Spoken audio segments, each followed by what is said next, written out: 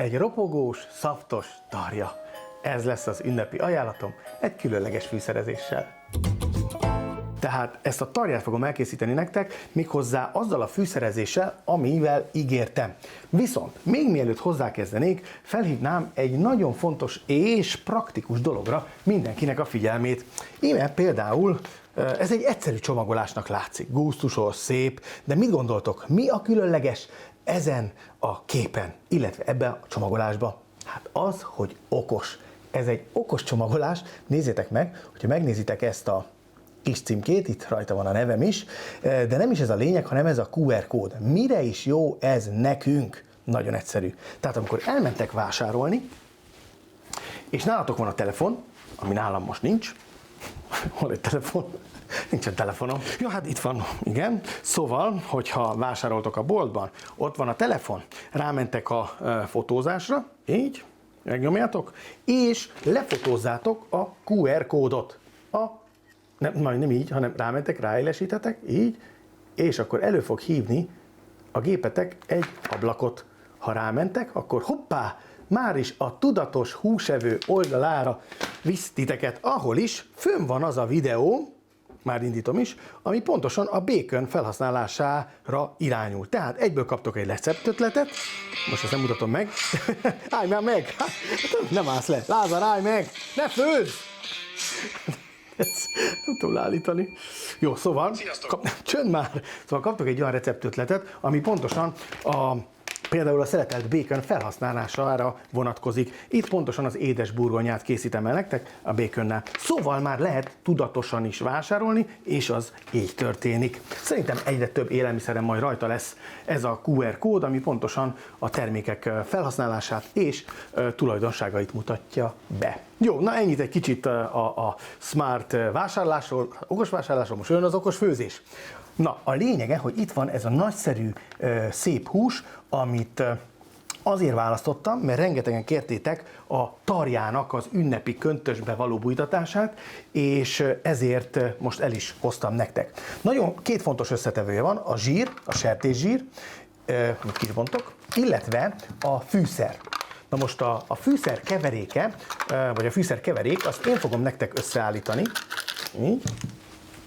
Méghozzá azért, hogy otthon ezt el tudjátok végezni. Vesztek egy keverőtálat, ebbe tesztek egy teáskanál törött borsot, fekete törött borsot. Ehhez adtok hozzá egy nagy evőkanálnyi őrölt köménymagot, adtok hozzá egy nagy evőkanálnyi fűszerpaprikát, édeset, mármint hogy nem csípőset, egy evőkanál füstölt fűszerpaprikát, na várjátok, így lesz egy evőkanál, tehát füstölt fűszerpaprikát, egy evőkanálnyi csili-pelyhet, ez az a csili egyébként, ami nagyon gyenge, nem annyira csíp, éppen csak, hogy pikáns lesz tőle. Tehát ezt is hozzárakom. Amit még teszek hozzá, az az őrölt fahéj. Ebből egy teáskanálnyi mennyiség kell. És ha az őrölt fahéj is benne van, akkor jöhet a végső hozzávaló, mint fűszer, az egy kis kakukkfű és rozmaring, abból is egy evőkanálnyi mennyiséget. Így. Jön még hozzá ugye ízesítőként egy jó nagy evőkanálsó, meg még egy evőkanálsó. Így. Ezzel a fűszerkeverék elkészült. Így. Viszont, hogy érdemes felvinni a húsra? Na, hát ez a másik titka ennek az ételnek. Így. Fogjuk szépen a húst, és egy kicsit megmasszírozzuk. Az a lényeg, hogy szobahőmérsékletű legyen. Törlőkendővel leítatjuk a nedvességet. Ez azért nagyon fontos, hogy rá tudjuk tapasztani a zsírt, amiben bele tudjuk majd tapasztani a fűszerkeverékünket. Na, szóval szépen letörlitek, így, minden oldalról. Így. És ezt követően jöhet a sertészsír, szépen így, hogy egy ilyen vékony réteg legyen rajta. Így. Joggal kérdezhetnétek, hogy miért kenem be az amúgyi zsíros tarját még egy kis sertészsírral. Na azért, mert ez okozza majd a különleges szaftosságát, ez a jó sok zsír, ami egyébként ki fog majd belőle sülni, és a végeredmény az egy viszonylag zsírmentes, omlós, finom hús lesz. Így, tehát rászorjuk a húsra. illetve ugye a zsírra. Megfordítjuk, és erre is rátehetjük így. Oda néz. Jó, adunk neki még egy kis masszást, hogy az oldala is, a teteje is, a széle is megkapják a megfelelő fűszerezést és ízesítést, és amikor ez megvan, akkor fogjuk és tálba tesszük. Akkor jöjjön a tepsi, és bele a hús. Ha a mennyiséget nézzük, akkor hát ez egy 3 kilós tarja, illetve pontosan 3 kg 20 dekás. A lényege az, hogy a sütésnél nagyon sokat számít a kilogramm. Ezt a tarját ugyanis így egyben fogom megsütni, 130 fokon, légkeveréses funkción, és pontosan 4,5 órán keresztül. Igen, 4,5 órán keresztül. 130 fok. Ez is talán túlzó lehet, de higgyétek el, hogy ez a lassú sütési folyamat meghozza a gyümölcsét. Gyerekek, hát ezt nézzétek meg minden oldalról.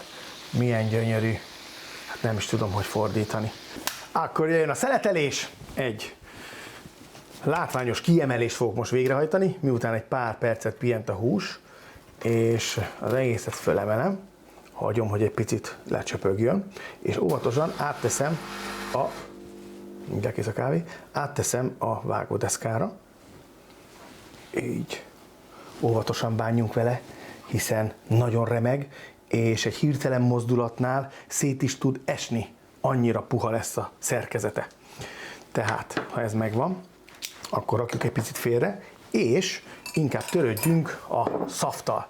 Mert mint azt láthatjátok, azért van bőven zsír, ugye rá is kentünk, meg belőle is kisült, úgyhogy ezt az egészet fogom, és beleöntöm egy tálba, ami fölé helyeztem egy szűrőt, így. Minden cseppje kincs. Jó. Így. Lecsöpögtetem. Erre azért van szükség, mert így percek alatt szétválik a zsír és a pecsenyelé. Nekünk a zsírból ugye most nem sok kell, és azt le fogom tudni róla venni nagyon egyszerűen és könnyen, ebből lesz majd a mártás. Akkor 3, 2, 1, vágás. Befordítom nektek, és nézzétek. Atya, úristen. Szétesik a késtel is. Nézzétek meg, ha megnyomom itt fölülről, tele van szafttal, nézzétek meg, hogy jön belőle. Ott izzad. Ez mind értékes húslé, és az a lényeg, hogy a gyengét, kíméletes, lassú sütés hozta meg ezt az eredményt. Oda nézzetek. És ez a fűszer, illetve a fűszerkeverék, amit ugye rátettem, hát egyszerűen ez páratlan.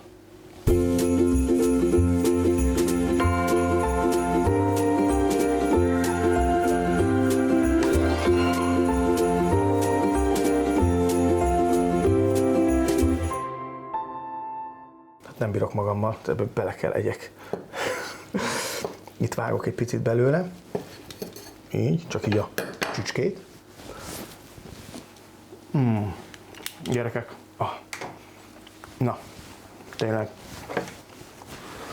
Nézzétek meg. Gyönyörű, minden oldalról. Szaftos. Jó, mondjuk nem bírtam magammal, sose bírok magammal. Ennek még hagyni kellett volna legalább egy 5-10 percet, hogy pihenjen, addig, amíg elkészül a mártás, de hát nem bírtam ki.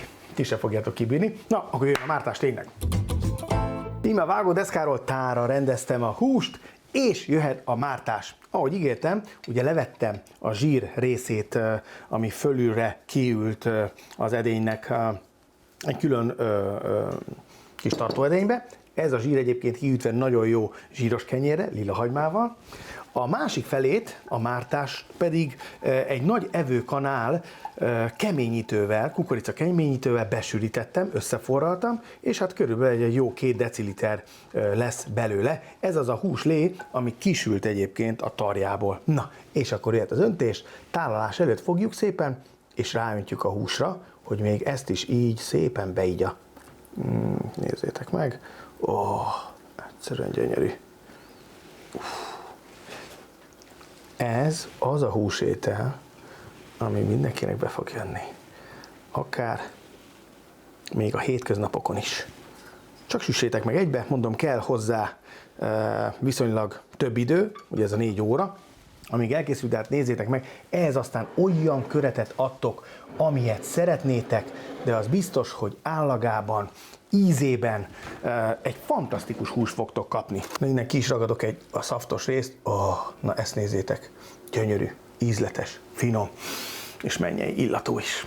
Remélem ezt a receptemet is el fogjátok készíteni, várlak titeket legközelebb is. Sziasztok!